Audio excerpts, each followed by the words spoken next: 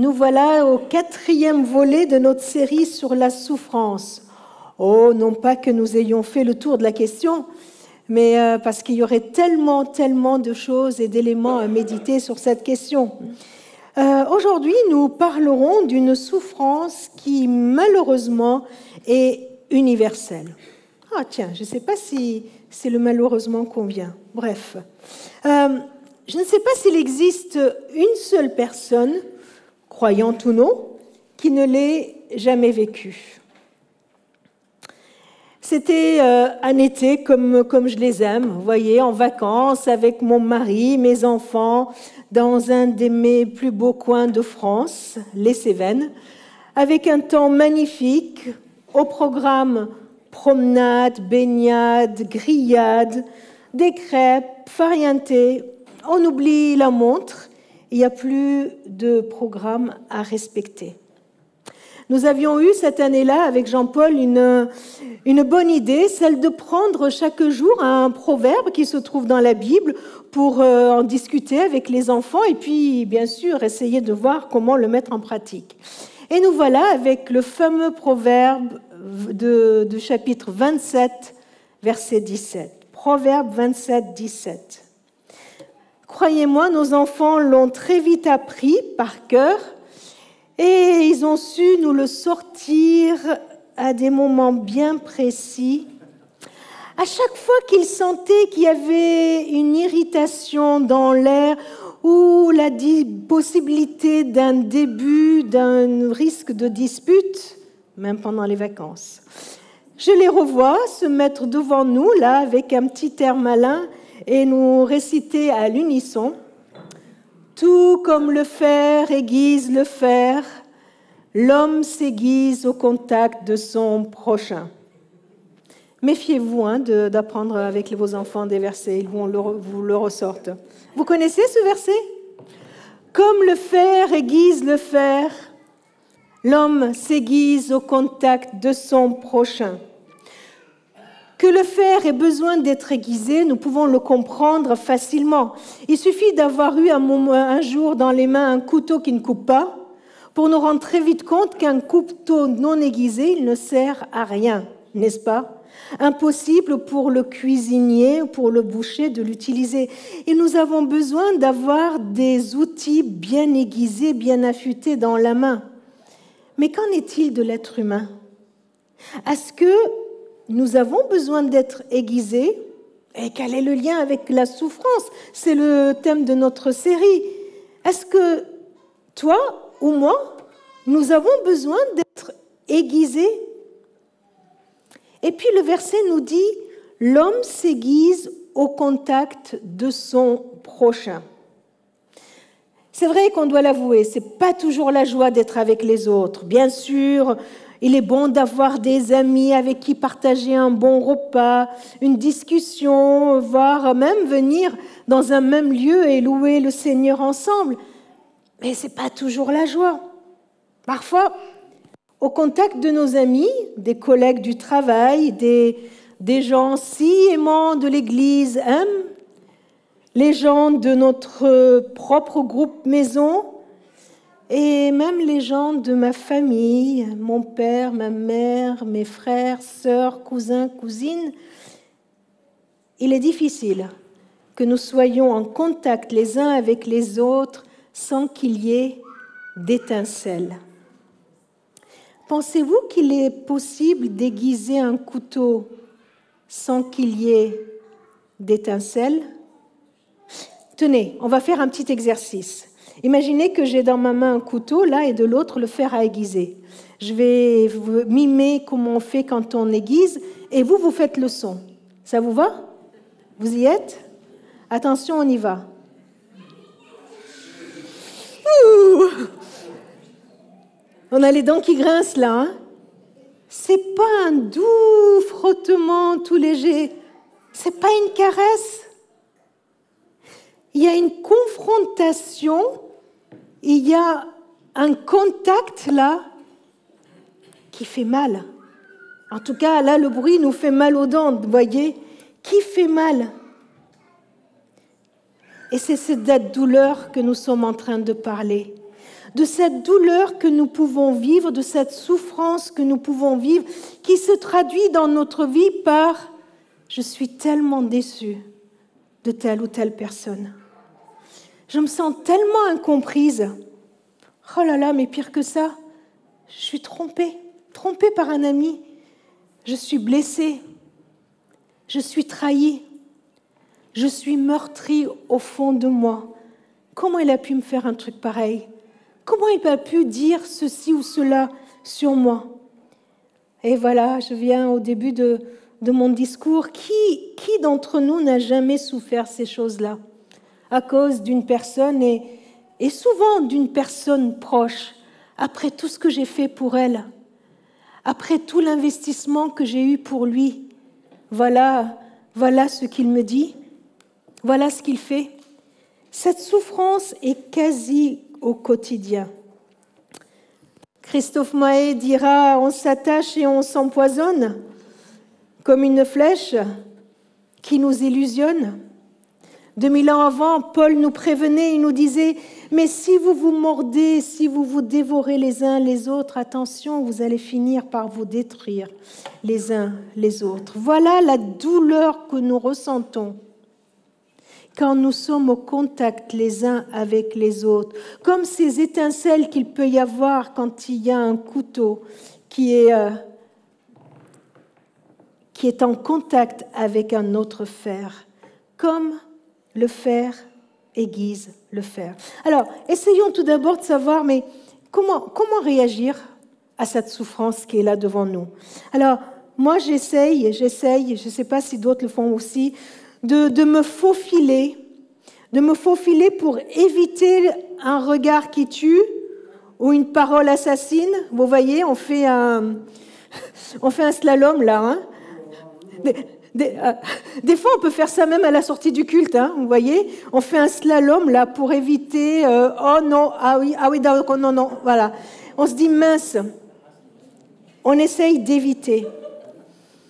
Mais on ne peut pas vivre tout le temps en évitant, n'est-ce pas? Alors, juste, je vous propose quelques réactions face à cette souffrance. Quand je reçois cette souffrance, vous l'avez compris, hein, interpersonnelle, eh bien, certains font comme le hérisson. Le hérisson qui sort ses pics.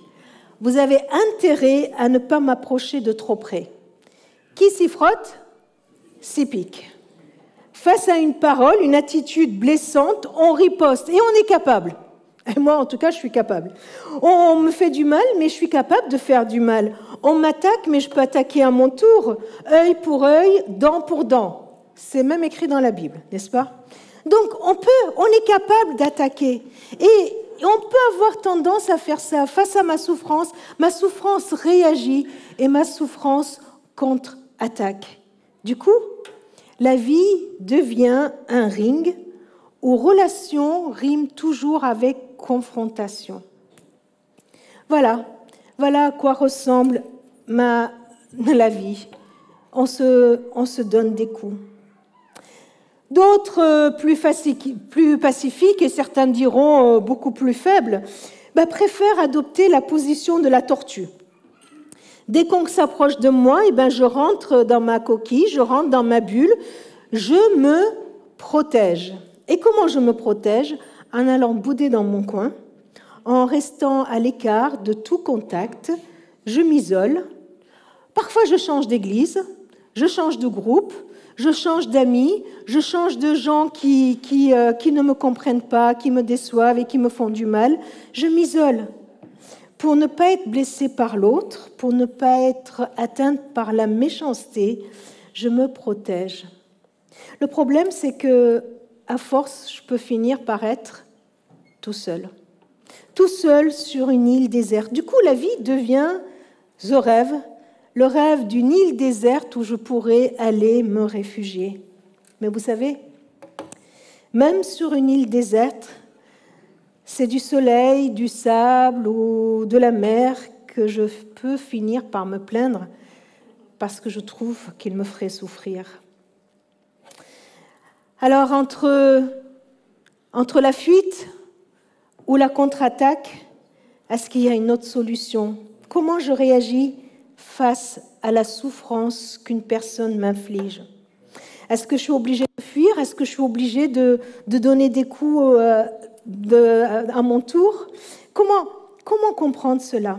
Alors, c'est vrai qu'on aurait pu traiter ce sujet de tellement de façons. Il aurait pu y avoir toute une série rien que sur cette souffrance interpersonnelle. Et je me permets de prendre un angle précis au travers de ce proverbe 27, 17. Tout comme le fer aiguise le fer, l'homme s'aiguise au contact de son prochain.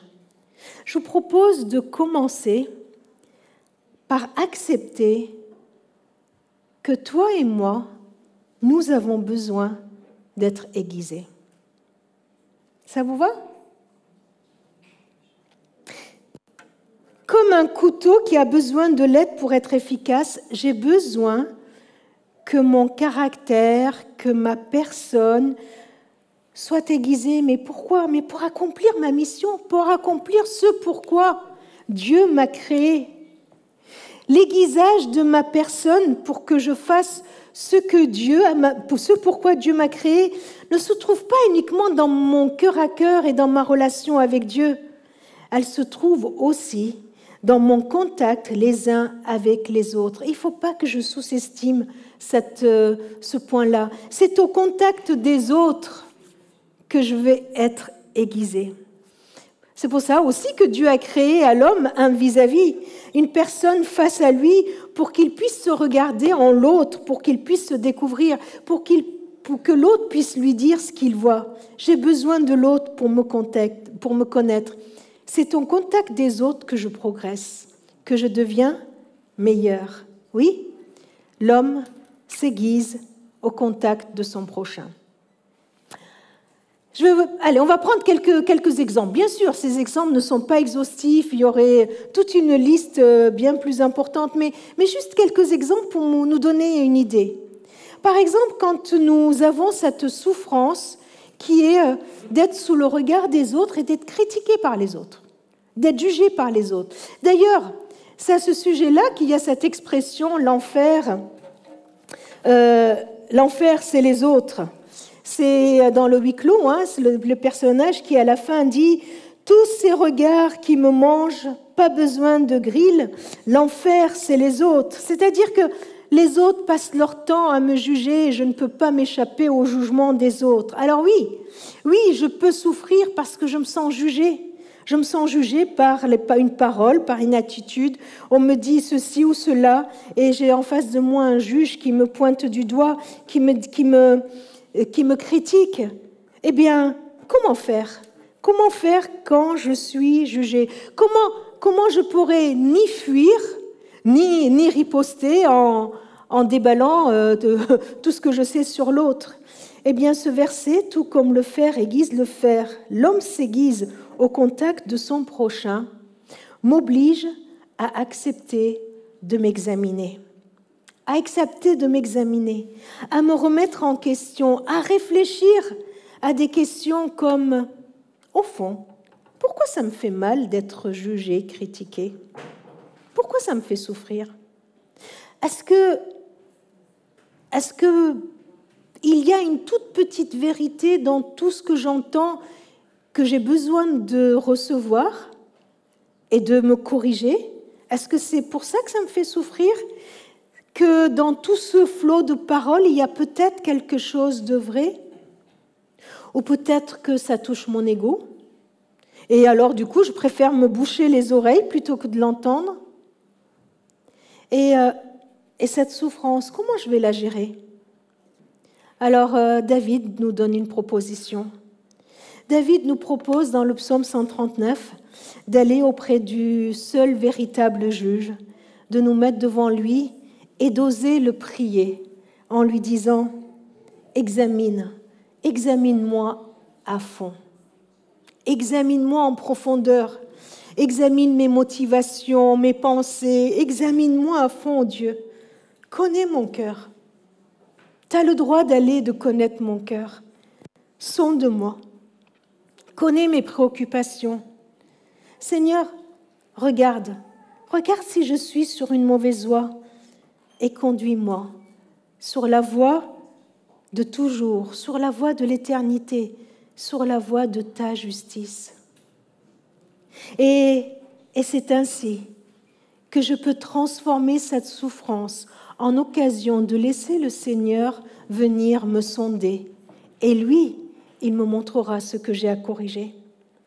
Allez, prenons un autre exemple. Quand on se sent rejeté, mis à l'écart, vous voyez, on est de côté, on se sent peut-être aussi humilié, méprisé. Alors, face à cette souffrance, qu'est-ce que je vais faire? Je vais me battre contre tous ceux qui me rejettent, je vais me battre contre tous ceux qui m'humilient. Eh bien, peut-être que cela va m'obliger à aller chercher en Dieu, en mon Créateur, qui je suis véritablement. Mon identité dépend de lui. Je suis son enfant. Et c'est lui qui peut me dire qui je suis. Colossiens 3, 12 nous dit « Dieu vous a choisi, vous lui appartenez et il vous aime ». Voilà une déclaration toute simple. Dieu ne me rejette pas, il me choisit. Dieu m'appelle à lui. Il fait de moi un de ses enfants. Je suis à lui, je lui appartiens et il m'aime. Alors oui, notre orgueil peut être blessé, touché. Je peux me sentir humilié, mis de côté.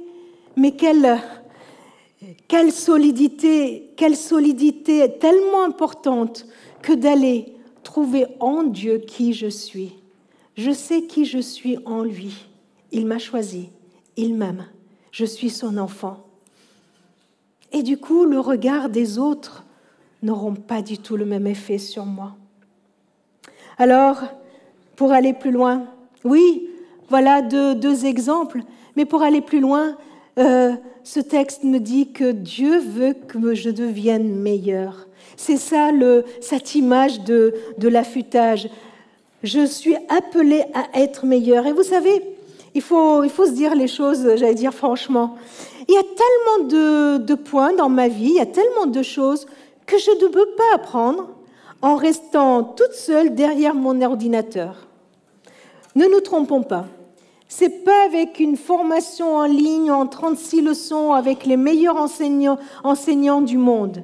Ce n'est pas en écoutant toutes les prédications qui peuvent exister sur toutes les thématiques derrière mon ordinateur que je vais apprendre à vivre et à mettre en pratique les paroles suivantes. Colossiens chapitre 3. Et j'allais dire, pas que les paroles suivantes, mais une grande partie de la Bible. C'est pourquoi revêtez-vous d'affectueuse bonté. Imaginez que j'ai personne devant moi. Envers qui je vais exercer la bonté? Revêtez-vous d'affectueuse bonté, de bienveillance, d'humilité, de douceur, de patience. Vous croyez que si je suis toute seule sur mon île, je vais apprendre l'humilité? Je vais apprendre la bienveillance? On va plus loin. Supportez-vous les uns les autres.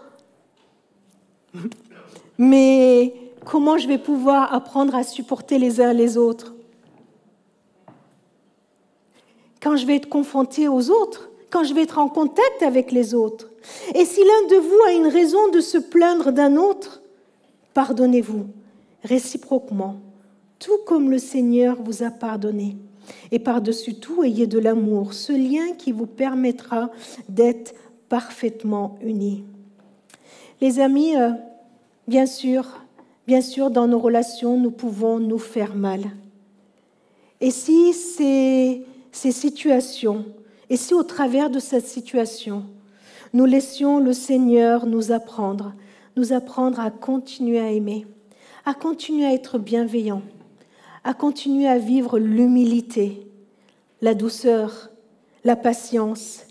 Mais oui, ça fait mal de devoir patienter. D'ailleurs, en latin, c'est la même racine, souffrir et patienter. Bien sûr que ça fait mal de patienter.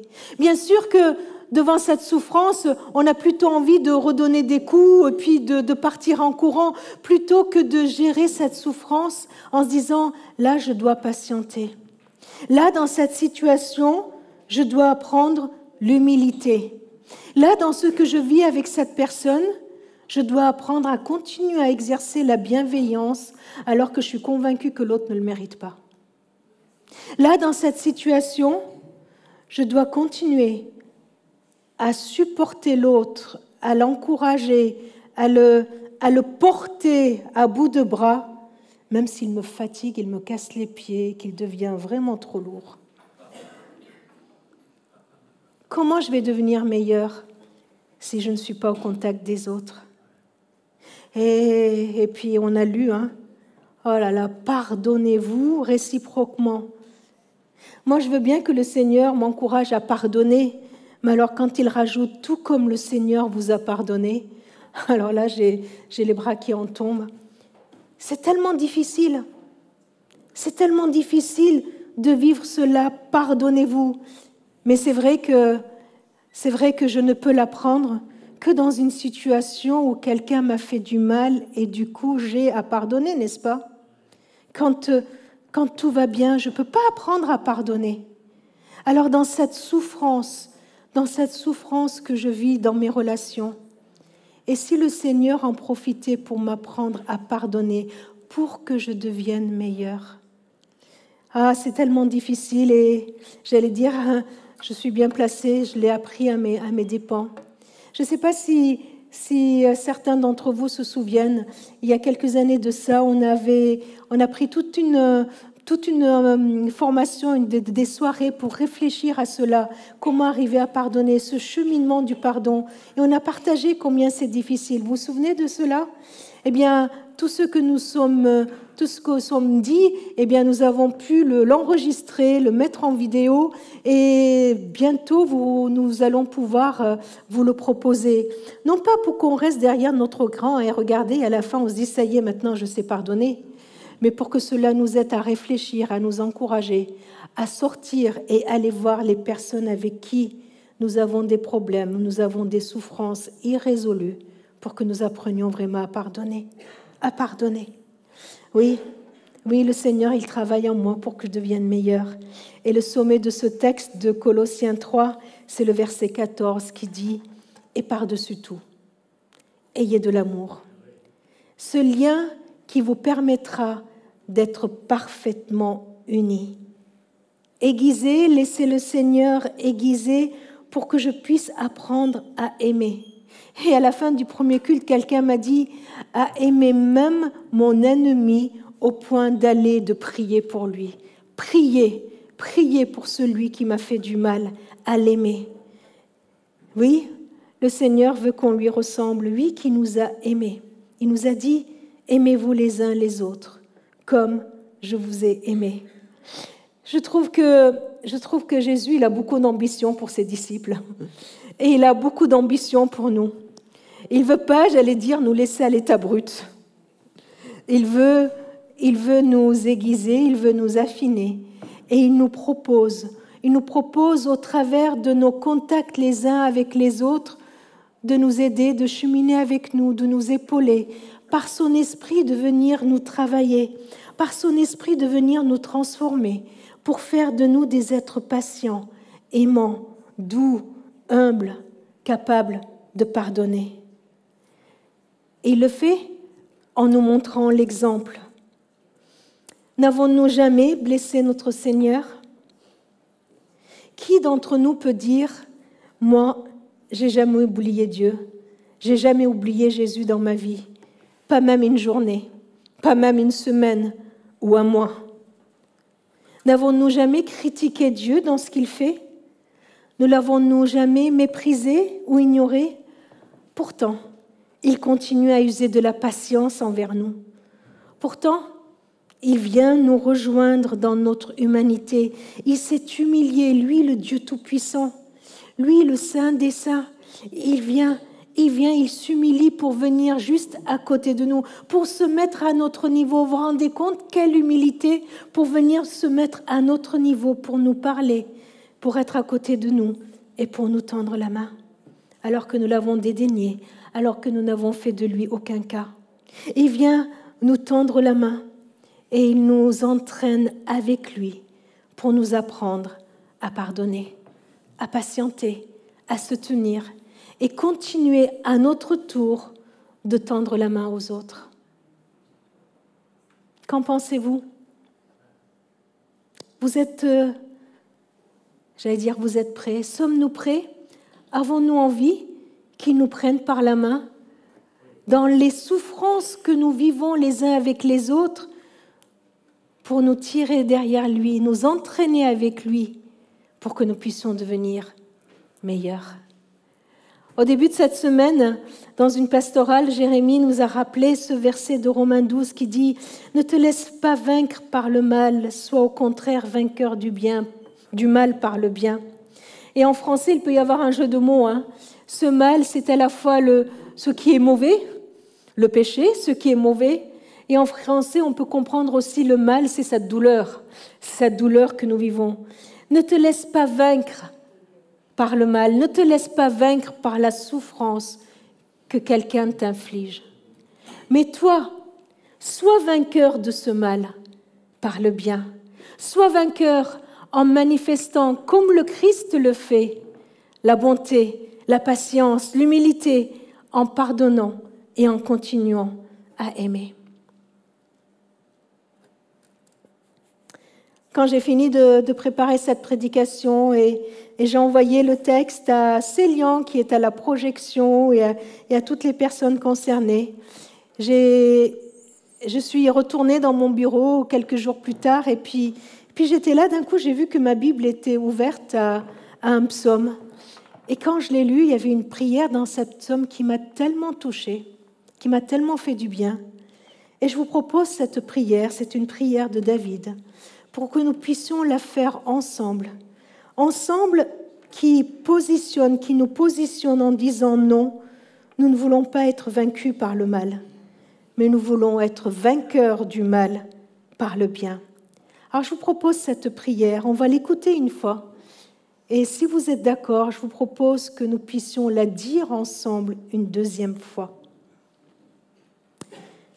Psaume 141.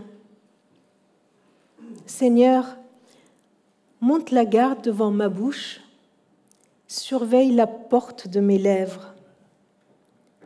Empêche-moi de me laisser aller à dire une parole mauvaise, à faire un geste méchant, comme font ceux qui causent le malheur des autres. Préserve-moi de manger de ce pain-là. Amen. Ceux qui le désirent, je vous propose de la faire ensemble à haute voix. Seigneur, monte la garde devant ma bouche, surveille la porte de mes lèvres.